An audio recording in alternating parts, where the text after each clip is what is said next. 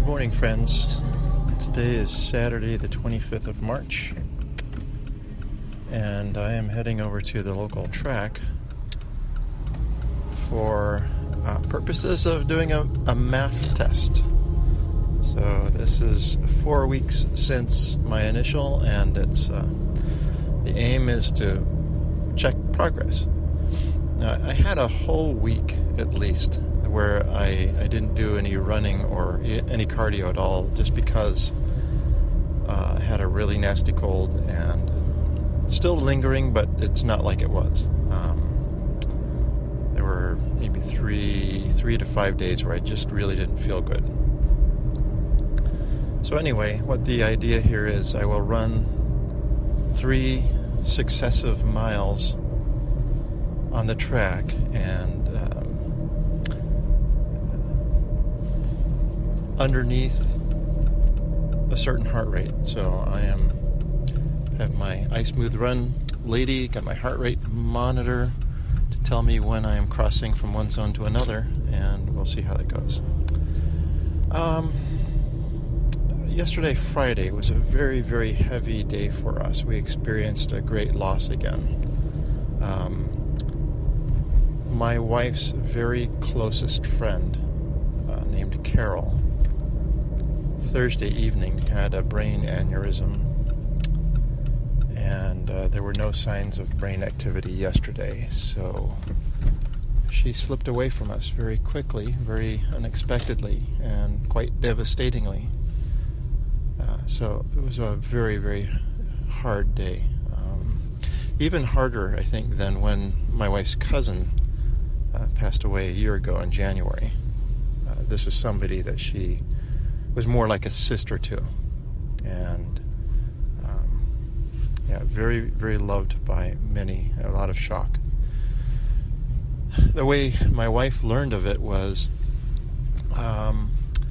Carol's husband, Andy, had been out in Arizona visiting his brother who was dying from multiple myeloma, the very same cancer that our friend Jim Crook passed away from last fall.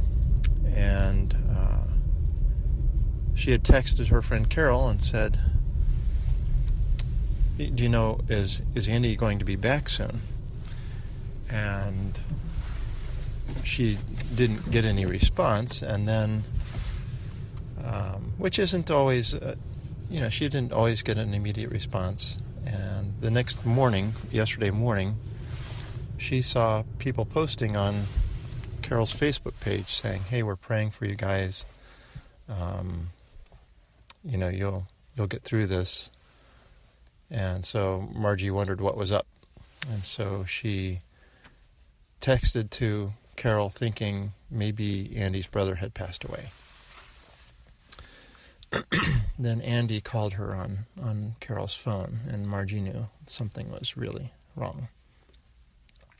So he explained, just in one sentence, she had an aneurysm at 4:30 the day before, and they will be soon testing for any brain activity.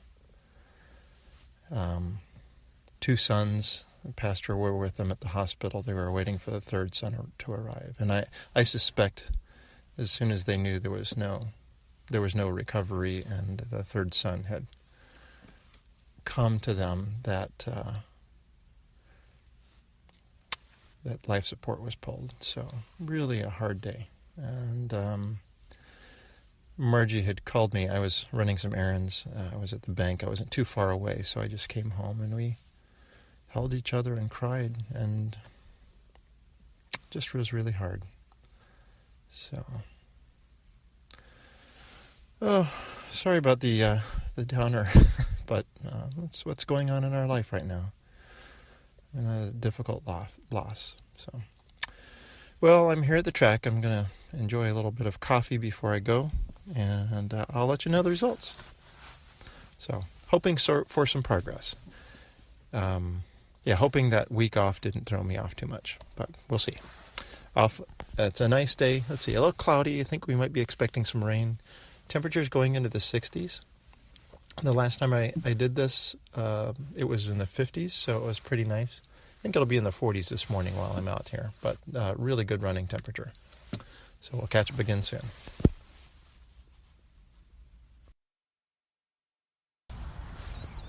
All right, well, I am done now with my MAF test number 2. So funny that it's the MAF test developed by Phil Maffetone.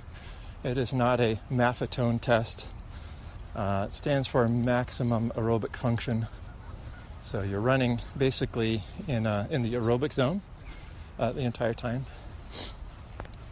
So here's how I would say my experience went today. By the way, just while I was sitting in the car getting ready to come out here on the trek, I got some nice communication with Norman regarding our friend's passing. So he was concerned that there's something in the family, or even perhaps something happened to one of us, and so he just wanted to clarify. So thank you, Norman, for that.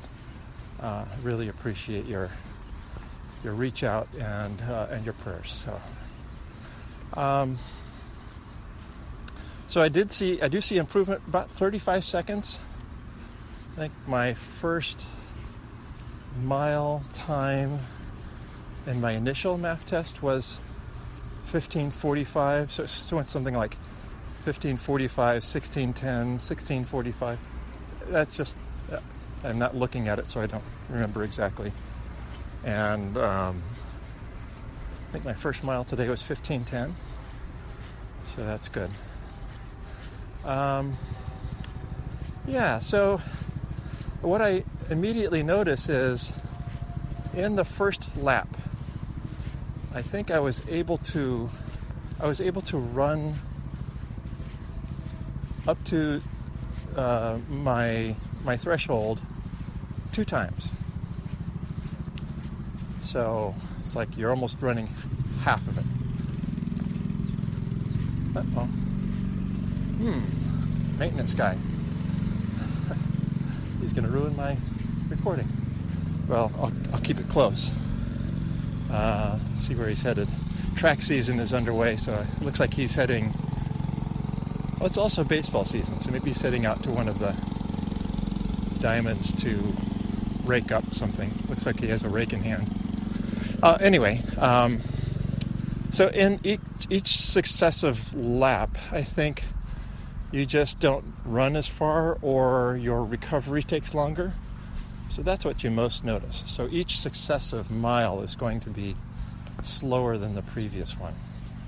But I feel great. I feel like I could go out and do this again. So that is also one of the aims, is that you don't overtrain and feel like your legs are shot or you're borderline injury. So I'm pleased with today's result. Let's see. I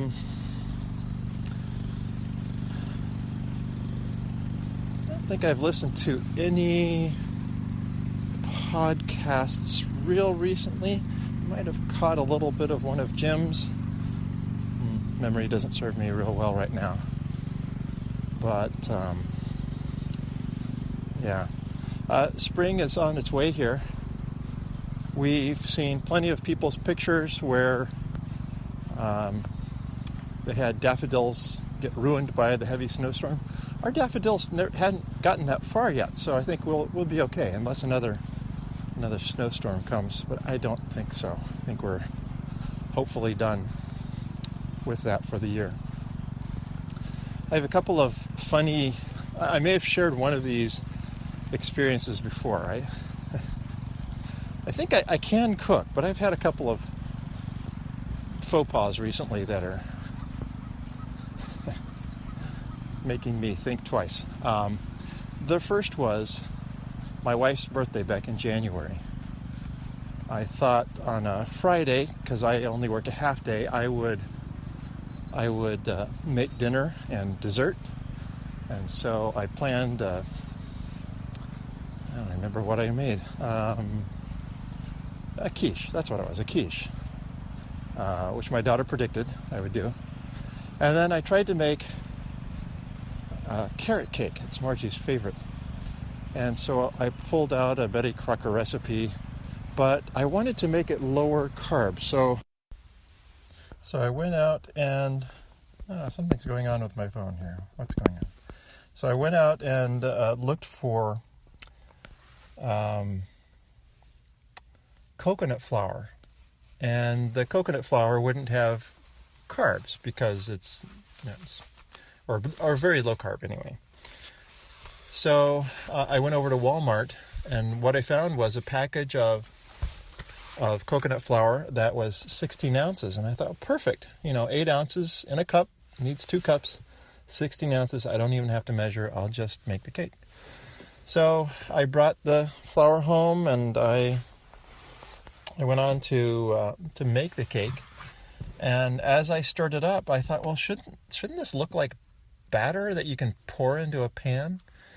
But it wasn't. It was very crumbly-like. And so as I put it into the oven, I called my mother-in-law, who should have known better. I said, this is what it's like. What do you think? I measured all the ingredients. I got 2 cups of flour, all the wet ingredients. Just to review them to make sure I hadn't missed anything. And she says, well, that sounds right. Well, maybe as it cooks, the carrots will release some moisture in. And, I don't know. It sounds like you did the right thing. So by the time it was done cooking, I took it out, and it looked like a crumb cake. And with the crumbs on top. And it wasn't supposed to. It was just supposed to be a nice, smooth cake. So I took it out, and I was working on cream cheese frosting, which I should have thinned some more because it was kind of thick. And I tried spreading it, and all I did was move the crumbs around. It was really an ugly mess. But my wife was very gracious. The dinner went perfectly, so the quiche and the mushrooms were delicious.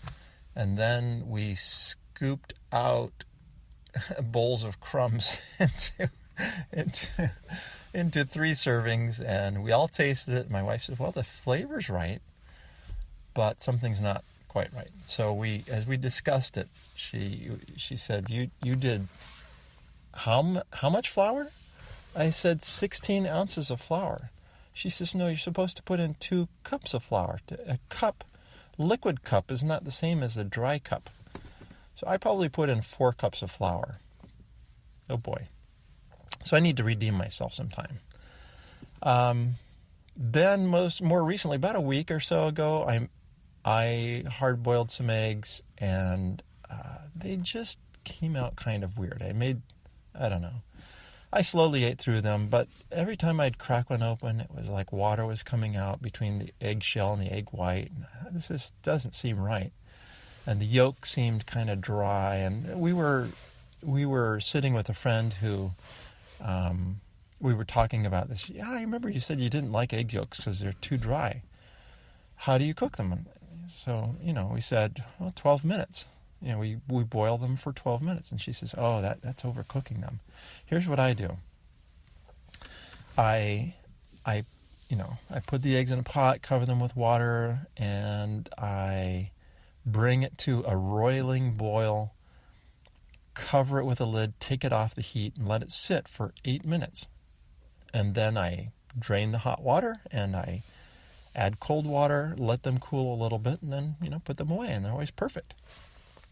Fluffy, not too dry. So I said, okay, well, I'll have to try that. So I tried that. And so Wednesday, I think I put 6 eggs in the boil for 8 minutes, like she said, did everything she said, and took a couple of them with me to work on Thursday. Went out for a run around 2 o'clock, came back. About 3 o'clock, I'm thinking, okay, I'm going to enjoy my nice new fluffy eggs. And I crack it open, and it's not, when you got a hard-boiled egg, you are cracking the outside shell, and then you peel it off. Well, I crack it, and it opens up like a regular egg, except for the egg white is kind of cooked, but the egg yolk was runny, like a soft-boiled egg. And, it kind of reminded me of the Cadbury egg commercials where they open it up and this liquid gold kind of pours out. It's supposed to look good, but it's not the way the egg was intended to. Well, at least I wasn't intending that. So brought that discussion into our church's life group meeting that night, and we all talked about it. And my wife says, well, so you covered the eggs completely with water, right? I said, well, not completely, because the water spills over. She says, well, you got to use a bigger pan then. If you don't want to spill over, then you've got to cover the whole things with water. So that's what my problem was. Both times, even my 12-minute eggs were cooked, but I was getting water because they weren't cooked correctly. And I thought, I don't know what I was thinking, but I was thinking wrong. So my friend who told us about her 8-minute, she sends me a video tutorial. It was the sweetest thing. She's got a 4 or 5-year-old little girl who was the videographer while she did the demonstration. It was precious. And so she showed me, and then she showed me the finished product, and she says, there, it's done. Perfect. So I told her yesterday that I tried 2 eggs, and I have yet to unveil to see just what those eggs look like. So I'm heading back to the house now. It's a little after 9 o'clock, and I will see. I should see some perfectly done eggs. We'll see. Anyway, hey, I'm wrapping things up here. I'm done here at the track, done with my MAF test, and shared some silly moments. So thanks for bearing with me, for hearing me share a little bit of our grief story right now. Thanks for remembering Carol, especially Andy, who is left behind and may soon any day hear his brother's passing as well. So it's going to be very hard. So prayers appreciated for this family, really dear people, and really hard time. And for my wife too, who is really hurting. It's been a long road. She always longs for closeness, and so this is like an older sister to her. Not a lot older, but just really sister age, and has been somebody she's been able to open up to and share, very deep things with her. So a really great loss in our family, and so. Thanks again. By the way, appreciate everybody's thoughts and comments, and especially Norm reaching out this morning. So we'll catch up again soon and talk again later. All right. Take care. Bye-bye.